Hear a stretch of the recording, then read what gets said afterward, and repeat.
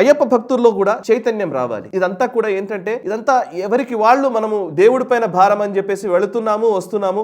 మనం దేవుడి మీదనే భారం, దాంట్లో డౌట్ ఏం లేదు. కానీ దేవుడి పేరు చెప్పుకొని అక్కడ ఆ కుర్చీలో కూర్చొని అక్కడ మాట్లాడుతున్నటువంటి విధానాలకు అయ్యప్ప భక్తుల్లో చైతన్యం రావాలి. అయ్యప్ప భక్తులు సమాజం యూనియన్స్ గా ఏర్పడతారా, లేకపోతే అందరం కలిసి వ్యవస్థను తయారు చేసుకుంటారా, లేకపోతే ఇక్కడ ఉన్న ప్రభుత్వాల మీద ఒత్తిడి తెస్తారా? ఈ 20 లక్షల మంది అయ్యప్ప మాల వేసుకొని వెళ్తున్నారంటే 20 లక్షల కుటుంబాల ఓట్లు మీకు రావన్న భయం రాజకీయ పార్టీలకు వస్తే అప్పుడు రాజకీయ పార్టీలు కదులుతాయి, అప్పటిదాకా కదలవు. సో ఇది సింపుల్ గా తీసుకునే విషయం కాదు. ఇది అయ్యప్పకి సంబంధించిన విషయం మాత్రమే కాదు. ఇది అయ్యప్ప భక్తులు మాత్రమే చేయాల్సిన పని మాత్రమే కాదు. ఇది హిందూ సమాజం మొత్తం ఆలోచించాల్సిన విషయం. అయ్యప్ప ఇప్పుడు మనం మక్కాకి వెళుతున్నారు అని అంటే స్పెషల్ ప్రివిలేజెస్ తోటి స్పెషల్ ఫ్లైట్లు పెట్టి స్పెషల్ టెర్మినల్స్ ఏర్పాటు చేసి వాళ్ళకు ప్రభుత్వమే డబ్బులు పెట్టుకుని ఇంటి దగ్గర నుంచి మళ్ళీ ఇంటి వరకు మొత్తం ఖర్చులన్నీ పెట్టుకుని మక్కాకి పంపిస్తున్నారు. మాకు డబ్బులు పెట్టమని మేమేం అడగట్లేదు, అట్లీస్ట్ సౌకర్యాలు కల్పించమని అడుగుతున్నాం. ఇదే సంక్రాంతికి పల్లెటూళ్ళకి, మనం ఆంధ్రాకి సంక్రాంతికి వెళుతూ ఉంటారు. ఊళ్ళకి వెళ్ళే వాళ్ళకి సంక్రాంతికి వెళ్ళాలన్నా, దసరాకి వెళ్ళాలన్నా, పండుగలకు వెళ్లే వాళ్ళకేమో బస్ ఛార్జీలు విపరీతంగా పెరుగుతాయి. డబుల్ రేట్లు, 3 రెట్లు బస్ ఛార్జీలు వేస్తూ ఉంటారు.